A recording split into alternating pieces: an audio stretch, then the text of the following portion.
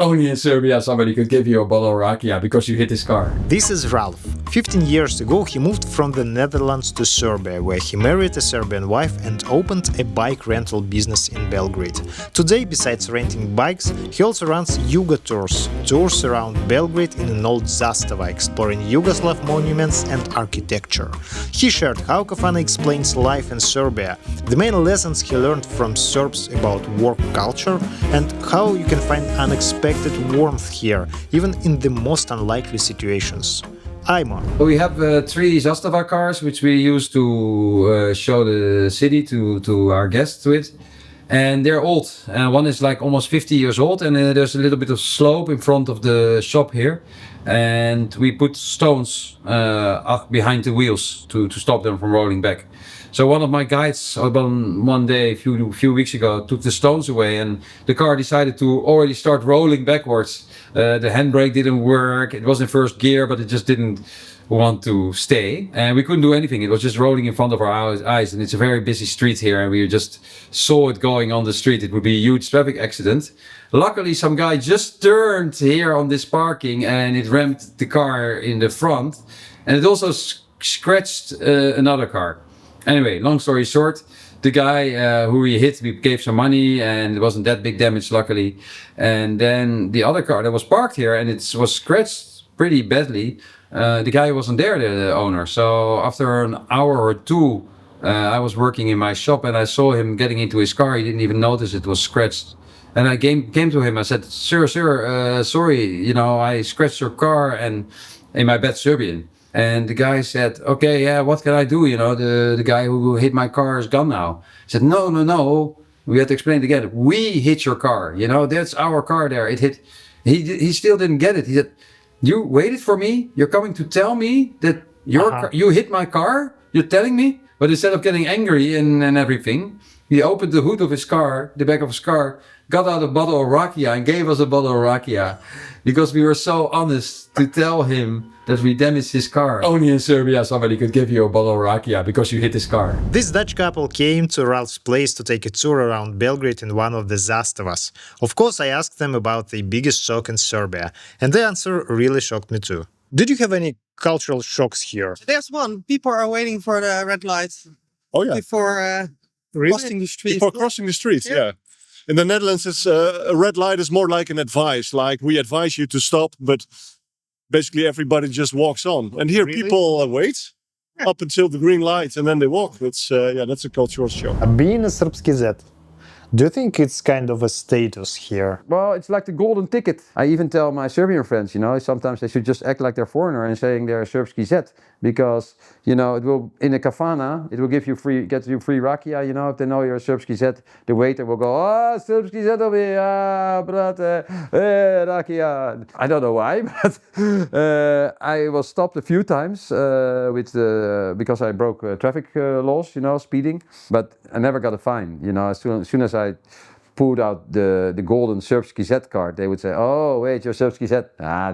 Then it's okay, then you can go. They think either I'm one of them, or they feel so sorry that I married a Serbian wife, and they feel like, oh, I'm so sorry, man, here, have a Rakija, don't pay the fine. Was it difficult to overcome cultural differences between you and your wife in everyday life? Well, I don't know if we overcame all of them. I think there's some cultural differences you just have to accept and live with. For one thing, there's inat, a very, I think, Balkan thing, where people are so stubborn. It's not logical anymore. It hurts themselves. And I don't know if it's my wife, because she is a woman, if it's because she is Serbian, or because it's her character, or it's me, because I'm not a nice guy or something. But sometimes this inat comes up, or this fights come up, and then I say, like, this is not logical. Why are you doing this? Stop it. And she will just continue with it, In Holland, we don't care so much how we look, It's okay just to wear your old clothes. And for my wife, it's very different, She wants me to look okay when I go on the street. Yesterday, we were in the elevator going from the ground floor to our apartment. So we saw nobody, but still, I had to tuck in my shirt in my. She just automatically she says, "Hey, tuck in your shirt." Like, Hey, we're in an elevator, there's nobody else here, you know, we're at home. But basically, as with working culture, I learned a lot from it. I learned a lot from family culture and everything. For example, you have how important family is. You know, family comes on the number one place above everything, above work, above friends. Sometimes it's irritating, you know, you don't want to spend so much time on family or go to a funeral of a auntie, of a cousin which you never seen, but you have to go through all this trouble. But you do it, because it is family, and it's very big extended family, and that's how it's a whole system kept in place. I mean, weddings of 300-400 people. You can't imagine in Holland. You know, in Holland you might invite 80 people, but 20 for the wedding itself, and then there's a reception with 30 other friends, kind of, and then you invite another 15 for the dinner, because you're not going to pay dinner for our 80 people. You know, no, it's all going to be too expensive. And you know, very regulated, on the money, you know, not thinking, hey, this is the greatest day of my life. I want all my friends and family to spend 3 days of partying with me, like it happens here sometimes. You have witnessed Serbian wedding. Yes, several. Yeah. I was shocked when I discovered that they have this custom of shooting the tree. I'm still waiting for my moment. Yeah. That somebody will give me that gun and shoot the apple, because I got married, but we didn't do it in a traditional way. We did it quite quickly. So I hope to do it once big and shoot a gun, because, you know, for a Dutch guy, it's great to shoot a gun, you know, once in your life, like shoot an apple. But yeah, no, all the customs are crazy. I've been to really traditional ones, you know. What shocked you the most? I think, first of all, the amount of people invited. You know, I've been on weddings with 400 people, like crazy, you know, and they're all eating and drinking, and they start in the morning at 10 o'clock. And I remember one wedding, it was really big, it was in Aranjelovac. We were there at 10 o'clock in the morning already in a big hall, and, you know, people were already eating and drinking Rakija, full speed, you know. And then the koom, he came in with a pork pig, a full pig, you know, dead. But like, bam, put it in front of the couple, like, here's my gift, you know. And then everybody was drunk, and we drove in this caravan with, you know, all the cars, with the gypsy band with trumpets in the car as well to get the bride. And there they started shooting. And, yeah. But I know there's a tradition, I don't know if you heard about it, but the next day somebody should climb on the roof of the house of the newlywed couple. I think it's the koom, and start demolishing the roof, throwing the tiles on the ground. And the couple comes out and starts offering him money to stop. I haven't seen it myself, because I haven't been there, you know, the morning after the wedding night, but I hope it won't happen to me. But so this is also a tradition. Okay, kafana. My favorite topic. Yeah. What makes it so attractive for you? Do you have in Holland something that resembles kafana? No, you have something like a bar, traditional bar. We call it bruine kroeg, brown bar, because everything is dark brown wood. And they start drinking there at 10 o'clock in the morning, you know, and just talking about life and everything. But there's no food, so it's absolutely nothing to do with the kafana, actually. I mean, the only thing is that it's old and traditional and people drink. But kafana is a completely different institution altogether. You know, I can't see that working in Holland or any other country for that matter. My own explanation is the mix between the Austrian influences here from the past and the Ottoman influences. Kafana reminds me on the one hand of these coffee houses in Vienna, these grand coffee houses with big art on the wall, and it's quite luxurious, and fancy ladies drink their coffee there. And then in Turkey, in Istanbul, you have the small coffee houses where only men sit and they smoke all day and drink their tea. I think these influences come together in the kafana. They're not these small coffee houses like in Turkey, but they are more like in shape the big grand cafes from Vienna. But, you know, the men are sitting in it and smoking and talking about politics like they do in Turkey. So for me, that's the cultural explanation of a kafana. Yeah, for me, it's the essence of the Balkans and of Serbia and of Belgrade. Everything comes together there. The joy, the sadness. After a funeral, you go to the nearest kafana. There's always a kafana next to a graveyard. With a wedding, you go to the kafana. When somebody is born, you go to the kafana. So it's joy, it's sadness, all these emotions come there. It's hospitality, because you always are treated really very well by the waiters. It's the food, which is essential for Serbia and for the Balkans. It's great food. It's the drink, of course, the Rakija and the beer that's flowing unlimited, unlimited. And then there's the singing, which is going back to that culture of togetherness and maybe the family. Everybody knows at least 10, maybe 50 Serbian songs. There's not one song you can sing in Holland that everybody knows. You cannot go into a bar and start singing a song that people know from A to Z, Yeah. And here you can just start any song and people will sing it. You can sit somewhere for hours and hours in basically a restaurant, but long after you finish your food, the waiters won't kick you out, or the waiter. Sometimes you don't even have to eat. Sometimes after 2 hours somebody else will start eating. So there's this freedom, or just not strict rules like in a restaurant. You sit and you eat your food and then go again. It's a social thing. I can spend hours in a kafana. It's fantastic. They always close too early. I don't know. Doesn't matter what is the closing time, a kafana will always close too early, Yeah. Because you're always in a discussion. I never left the kafana before closing time. Because, there's no closing time in that atmosphere. You're just, all together and speaking. What is your favorite kafana in Belgrade? They're disappearing, They're disappearing and some lose their character. Kalenic was a brilliant kafana, just old school, near Kalenic in Vračar.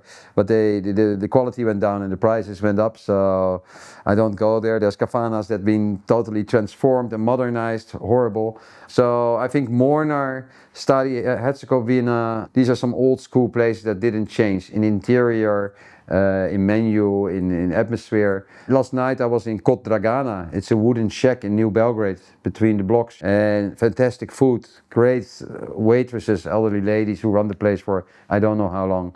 I don't like the polished ones. I like the ones with the least decoration, so to say, where it's all about the food and the people. It's Tito. Yeah, it's Tito. Yeah, I think we have to buy a new calendar, but this is 2024, so a few more months. Still people buy them, apparently, not just me. We have a map of Yugoslavia here. This is our business card. It's also Tito on the Yugotours. What's the medal? The medal, it was a championship for rowing. We rented some bikes to a German or Dutch rowing team, and they won. And they were so happy with the bikes that they gave us a medal. As a student, or even as before studying, when I was 16, 15, I started traveling to Eastern Europe with friends just to discover it. It was still a bit unknown in the west of Europe. We were told at school that it was very scary there in Eastern Europe. I'm talking about the 80s. I'm born in 1977, so it was still Cold War. There was a big wall somewhere in Europe, and behind that wall everything was in black and white, literally. Everything was gray. People were not nice. They had a bomb and they want to throw it on us. That's how we were educated in the Cold War, you could say. And I want to find out for myself, and I discovered that everything was in color. People are very nice. Nobody they want to hurt us. Was it emotionally difficult for you to overcome these stereotypes that you had in Western Europe about Serbia when you came here? I traveled already in Eastern Europe, so you maybe the first time, I don't remember that so good, but the first time I went there I was probably more afraid or a bit more cautious, let me put it that way, like okay, you only hear the bad stories, so what can I expect? But soon enough you lose that caution, or you see that people are just as and even friendly, and so I think the first time when I came to the Balkans, I lost that tension a bit. I traveled so much already. It was a very different period than now. It was 2004. I also traveled to Kosovo, where it was a very tense situation with a lot of militaries on the street. So that was quite new to me. But at that point I was studying sociology and international relations, and I studied a lot about communism and the fall of Yugoslavia, and so I think it was very interesting for me, more than scary. I didn't have that prejudices that a lot of people maybe had. Do you remember any particular moment when you realized that it's safe here? Well, I never saw so much military in my life, which felt pretty safe. The first tank I ever saw was here, but that was back then. What you have, you're cautious, like I said in the beginning, especially when I was traveling to Eastern Europe, and I remember we were staying at some campsite with some friends outside some town in the middle of nowhere, and some guy just offered us a ride to the train station where we had to go instead of taking a taxi. And as Dutch guys who, we were like I don't know, we're gonna get in this, broken down old Mercedes with this big, unshaved Eastern European guy, everything from the movies. Like, should we do this? Is this safe? Will he, dump us somewhere and steal our passports or something? I remember that moment. And he just drove us to the station, and we wanted to offer him money, and he didn't want to take the money. It was just friendliness. And that was maybe a moment like that. Like, you think, oh, like all my, the faults and the images you have in your head are not right. You're confronted with your own, prejudices. How Serbia has changed during the time that you've been here? Well, I can't tell the change over 20 years. Because it changes every day almost, and that's what makes it for me very interesting. It's changing in a good way, you could say. In one way, economically, there's really less poverty, and a lot of people are living better than 20 years ago. I see. As a sort of Yugo-nostalgic person that I am, I find Yugoslavia very interesting. I find that period very interesting politically, but also in a design way or in a manner of life. So I see that disappearing, I see less Zastavas on the street. I see old kafanas, which I love, disappearing. So a lot of traces of the past are disappearing. And what you see in a place like the Netherlands, where I'm from, people preserve the past a lot. They do a lot of trouble to keep old buildings standing and renovate them and everything. They pay a lot of attention here on that there. And here it seems sometimes the opposite, old buildings, even protected buildings, being demolished just to place a new building.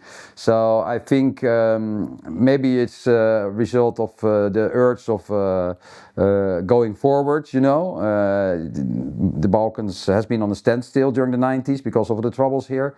Maybe they try to catch up. And there's development that goes very quick, and the old is not cared about, it's like, let's get out with everything that's old and replace it with something new, which, as a nostalgic person like me, what attracted me also maybe in the first place, that everything is a bit older and not everything is modern and developed and it's different here, that's a big change that you visually see. This car is an old one from 1977.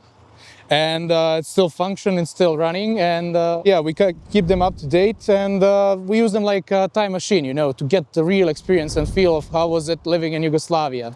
Yeah. And well, as we go into the car, you might feel surprised how comfortable the car is, as most of our tourists do, so let's come right in. My first ride in Zastava.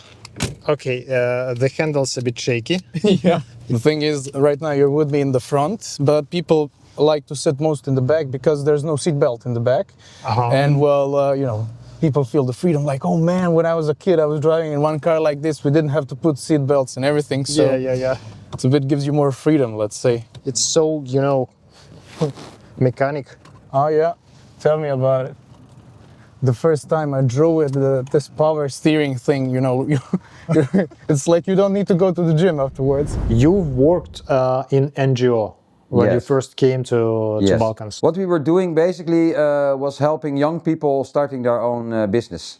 This was back then the way in Holland was thought about helping people in post-conflict areas, as it was still named, this area. How do we help people? Not by sending just money or building schools or something, no. But to help people help themselves, by starting businesses and everything.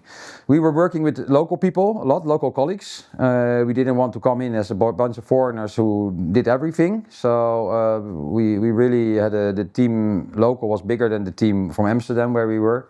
Our goal was to help young people start their own business, but our hidden agenda, you could say, or our secondary goal was also to teach our local colleagues how to organize and how to work in a Western way, you could say, or whatever, just to how to work good. That emails should be answered directly, that you should organize and plan ahead, and all these things that is very normal for us in Holland, but not necessarily here. But to my surprise, I was actually learning just as much from the work ethics here, which we didn't expect. And I think that is in general a thing in richer countries or more developed countries, Western countries. They have a kind of, we could almost call it arrogance, but because they're richer and more developed, they think their work ethics are the absolute best. And that's why they want to teach others, tell others how to do it in this best way. But it's not always true, or it's not an absolute truth. You can learn a lot from work ethics from other places too. So I learned to, don't take everything so seriously. Have a meeting with a coffee on a terrace and not, plan a meeting 3 weeks ahead in a special room, reserve it for that meeting. No. You can do the things in a more relaxed way, so to say, and enjoy work more. Don't be the robot and the machine, to get to the goal, but also make getting to the goal a more pleasant experience, so to say. I brought a lot of that work ethics back to Holland, and sometimes it went wrong there because I wanted to have a coffee with people, on a terrace in Holland, but they didn't understand that, What you also see is sometimes with foreign NGOs or foreign companies, they try to bring the system they use at home here and try to implement it here. But that's also very hard. And I learned that, for instance, in the Balkans, it's hard to plan anything, but it's super easy to arrange something. I remember we had some event, it was in Macedonia, I think, and it was in a half a year. So we tried to find a transport company, a bus company to work for us on that day, 6 months later. But there was no company that could make an agreement, in 6 months we will be there and there and there on that spot. In Holland, you could do that, of course. You can plan things 2 years ahead if you want. But we had to wait for 3 days before the event, and then call the company and say, hey, do you have a bus free? Oh yeah, we can do it. And there was a lot of these kind of emergency or last minute situations, which things you cannot plan, because they're just happening, which could not have been solved in a country like Holland, but here everybody knows somebody and has a connection, and everything can be arranged. So nothing can be planned, but everything can be arranged. So you had kind of reverse cultural shocks back in Netherlands. Yeah. I brought back some habits, also not just work things, but also hospitality or friendliness, or here men still open the doors for ladies because it's nice, or that's how you should do things. And I remember coming back in Holland once after a few weeks in the Balkans, and I did the same. I got used to opening the door for my female colleague, and I just hit her head very, very hard because she didn't see it coming, and she didn't expect me to open the door for her. So that was really a culture clash, literally, you could say. Not everything that works there works over there, and vice versa, of course. How did you get accustomed to this kind of unpredictability? To not be able to plan ahead, but to be able to arrange everything? Well, I don't give up on planning. I still try to plan. I work in tourism, and I work with foreign clients 99% of the time, and they expect things to be arranged a year ahead sometimes. I get bookings, now already for something that will happen in September 2026. So what I can arrange myself, I do, but sometimes you need partners, and I still try to plan. But you just have to be aware that it's not always plannable and that things might change, and be ready for that. Sometimes I plan things double. If we stick to the example of organizing transport for a group or something, I might, organize 2 transport companies already a few months ahead, and then I will cancel one a month before or something like that. You should sometimes plan things double. Just to make sure that one thing happens. You also have to, be ready for the disappointment. Don't go into a stress mode when something is cancelled last minute, for instance. And I think, what I learned is you have to believe a little bit in magic. It sounds a bit weird. I'm a very rational business guy, I guess, when it comes to business. But in the 15 years that I worked here, I've been in so many situations where you think, oh no, everything is gonna fall apart. This is not happening. And it all, somehow did happen, and it went well, and our guests just didn't notice anything of all the things that went bad on the background. And I really started to believe in kind of magic, like, how does it always work out, Okay, we have customers. Yeah, good, okay. Hi, hello. We have an interview here, but I can help you if you want to rent a bike, maybe. Yeah, we want, but unfortunately, I forgot all my documents. No problem. You can leave your wife here and you can rent the bike. And then when you come back, you can get your wife back. No, not a good deal. The other way around. No. It's okay. You can rent the bike. Do you have maybe some photo of your passport or something like that? Then we'll just do that. Personally, I got the impression that Belgrade is not bike-friendly city. How did you get this idea to open here a bike rent? I am from Holland, so we always bike. We're a bit naive, I think, you know, or I was, and I see that with other Dutch people coming here as well. We think we can bike anywhere. So as long as you don't think it's impossible, it's possible. You understand? People who grow up here think probably, okay, it's not possible to bike or it's unsafe, so you won't bike. But if you're stupid enough and come from Holland, you don't know that, you just start biking. And it is possible. I ride my bike every day through the city, and I'm not an extreme good biker or something. And you just have to learn to be aware that people don't expect you, because there's not so many bikes on the streets. I always tell people from countries where biking is more normal, then just know that people don't watch their right mirror in their car when they turn right. They don't expect the bike to come. And if you follow these little, you know, tricks, if you just look out for the other as well, it's pretty possible to bike. Not everywhere, of course. Yeah, I came here in 2011, and I was missing bike tours here, because everywhere I would go on holiday and to a city like Barcelona or Rome, I would always first do a bike tour. And that's way you can see a lot of the city, of a big city, in a short period of time. And for me, that was always a good basis for starting exploring a city. And it was missing here. There was no bike tours at all in Belgrade. So I thought, why isn't it here? Why shouldn't I do it? And I could combine my knowledge about biking, knowledge like this, because it's just, I was born and raised with cycling because I'm Dutch, and share my passion and interest in the Balkans, in Belgrade, also in Yugoslavia. I wanted to live in Belgrade. I wanted to move here just because I wanted that. There was no really logical reason. And then I had to do something here to make money, and to do, yeah, this was for me a logical thing. Well, it's very illogical for everybody here to start bike tours. So I think a bit naivety, stupidity, and just go for it mentality. I took 1 month to buy a second-hand bike, and I was just biking through the city. I've been working in the region for a while. I knew Belgrade a little bit. I had friends here as well. But I just, every day I got on my bike and got lost. I just biked till I couldn't bike anymore, or you know, just discovered a whole city, every in and out. That was one of the happiest periods of my life, I think. I had an office job, you know, and I was always working for somebody else, but suddenly I had the freedom. I was living in Belgrade, which I loved, and I had this independence, and I was riding a bike every day, getting lost, discovering, you know, all these new places. So I took a month or something to develop the tours. And I made some flyers. I made a very simple website. So I think after 2 months of me riding a bike in Belgrade, I was the #1 thing to do, above Kalemegdan, above Zastava, you know, TripAdvisor, everywhere. I was the #1 thing to do. So, what is the most challenging thing for you in running business in Serbia?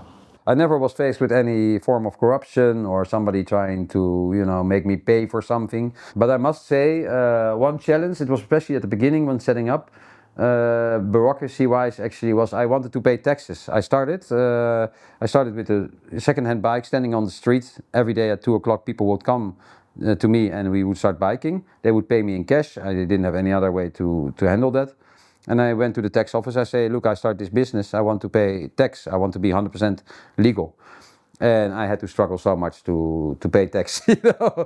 I went to the tax office 6 times. And they said, yeah, but you where do you work? I say, yeah, I work on the streets. And yeah, where do you make your payments? Yeah, on the street. You know, there was no other option for me. You know, I don't have an office. I have a laptop. That's my office. But the system is so old that they don't understand that you can run a business without an office, you know. I don't, you know, but I hope they change it now, because now a lot of people work from their laptop, you know. Yeah. But back in the days, at least, they didn't understand that, and they came with an official answer after a few months, saying, okay, we found the answer. You have to buy a car, register it as a taxi, and then you can, you know, make receipts like a taxi.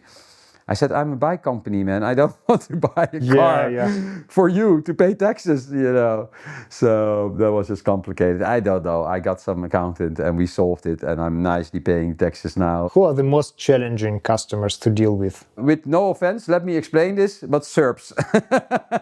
And that's because they know, of course, you're telling something as a foreigner or something, as my guides are all locals, but when I was still guiding a lot myself and I was starting, sometimes there would be a Serbian guest, normally bringing foreigners on the tour, and they would join themselves. But you would always get in a discussion, you know, because I would say the SIF building, the Palace of Serbia, would be built in 1961, and then you know, the guy on the tour from here said, no, my grandfather helped building this and it was 1962 or something. I mean it more jokingly, but of course they know more than you, or they have a personal experience with things as well. That's also, it can also get delicate, of course, if you're talking about politics, or even history is not so 100% defined, especially when you talk about Yugoslavia or the breakup of Yugoslavia. Yeah, there's a lot of opinions about it and different interpretations about what happened. So if you tell that story to a foreigner who knows nothing about it, they will believe what you say. But if you tell it to people from the region, for instance, yeah, they might have something else, another opinion about it. I'm not saying it's not nice. It's actually nice because you learn from it sometimes, and this interaction is great, of course. So it makes it much more interesting than just telling your story and everybody saying, yes, I believe you. Has the influx of Russians somehow influenced your business? Well, it influenced it in kind of a positive way, because the people from Russia that moved to Belgrade in the past years, there's a lot of cyclists there. Much more than Serbians, actually. I don't know. They live here and they're not the typical tourist. But they want to go for a longer ride, for instance, and want to rent a good bike for that. We had a lot of families with young kids suddenly, so I noticed I had to buy more kids seats because of Russian families coming. These are small things, but that's how I noticed. How do you estimate the influence of Russians who came here after 2022 in general? You know, there's a sort of a general idea like, okay, these Russians, they all came together almost at the same time, and they stick together, and they make their own like city within the city, you know. They have their own cafes, shops, bakeries, hairdressers, everything, and their own services. Which is a true thing. So you don't meet a Russian on the street so quickly, or in a bar, you would say, because they stick to their own crowd. When I meet them here in my shop personally, I got a very different opinion. Really nice, open people, and we have very nice long discussions, you know, or talks, and really friendly. So there is this idea that it's as a community, or to me it's a quite close community, but the people are just very friendly and open, actually. I don't know the historical, cultural, sociological explanation for that, and if I'm right, it's just my experience, but that's how I notice it. Yeah. And I studied sociology and international relations, so what's happening with a move of one group of people from one country because of political reasons to another country, yeah, it's super fascinating for me to see this happening. I find it fascinating that, you know, you have to go, leave your hometown, your home place, and leave everything behind, but you see people starting businesses here and, you know, developing things here. You know, nobody knows how long you're going to stay here, you know. Probably most people were hoping it was like a few months and going back, but yeah, I'm quite impressed by the guys who start and girls who start businesses, at least, you know. I think they also bring a lot of new stuff, you know. I think especially the guys from Moscow and St. Petersburg, it's much more hip there. I think it's a bigger metropole, of course. The kind of design they bring in their shops and everything, the music they bring. I've been to some festivals with Russian music and bands which I never would have seen else, and it's very avant-garde and very, very cool. And maybe my guiding background, you had the same influx of Russians in 1917 during the revolution. Yeah. Then. It's interesting and amazing. The first ballet performance in Serbia was done then by Russians. You know, they brought ballet to Serbia, if I'm correct. What is the main thing that Serbia taught you? They're different, you know, can be different, and you can be better off on your side, but it doesn't mean that the other side is bad. I'm thinking of Holland as a country, as a rich country and a democracy, and everything is orderly and everybody follows the rules and nice, and we're on top of a lot of things, you know, in the statistics in the world, you know, healthiest country, happiest country, richest country and everything. That makes people feel better sometimes than people in other countries. And I learned that's just complete bullshit, you know, there's nothing to be feeling better about, you know. People here have just as much good things speaking for them as people in Holland, and even more maybe. What is the most valuable thing that you found in Serbia? Well, I have to say my wife, of course, because he will see this, I think. But it's true, my wife and her family, you know, it's just amazing for a simple Dutch guy to be welcomed. Yeah, that makes me feel special always, you know, to just be there. And I'm still, after 15 years, a foreigner, you know, and a stranac, as they call it. And it still feels like that, also because I'm maybe not speaking fluently Serbian. You're still outside, or maybe I will always be a bit stranac, you know. And I don't know, it's maybe also going back to my Yugo nostalgia again. Sometimes I can be here in Belgrade or somewhere else in the region or in Serbia, driving in one of my old Zastavas specifically, and nothing reminds me of 2025. But even when you drive to a little town or something and there's nothing modern, you know, which you see as a positive thing, not that everything is old, no, but you know, you can go back in time a little bit, like, oh, it's 1970 or 1980, you know. For me personally, these are very nice experience, which I can only find here and not in Holland, for instance, you know. Something can be old for a while, you know. There are still streets being called after Tito, for instance. I like that, you know. It's from the old days, but it's still there. Do you personally feel Yugo nostalgic? Well, I wasn't born in Yugoslavia, it was already Serbia. I'm much younger than that, so I can't really feel Yugo nostalgic, but you know, I feel from the stories of my grandpas and grandmas like that, it was really nice to be there, you know, because you had connections all over the country, everybody was friendly, everything was doing fine, and yeah, you know, like, I'm friendly with people, I like to hang out, so I feel that now there is a bit of animosity right now, but for example, I do have a friend from Croatia, and one time there was a Rammstein concert in Belgrade, and he's a huge Rammstein fan, so we went to the concert, and you know, I like the guy, no matter, like, I'm Serbian, he's Croatian, but we do connect, you know, and he's a good guy, I'm a good guy, so why shouldn't we hang out? But you know, I know that there are some people from Croatia and Serbia as well that say like, oh, I would never go to Croatia, I would never go to Serbia, you know, and I feel that it's a shame, you know, that there is no unity anymore.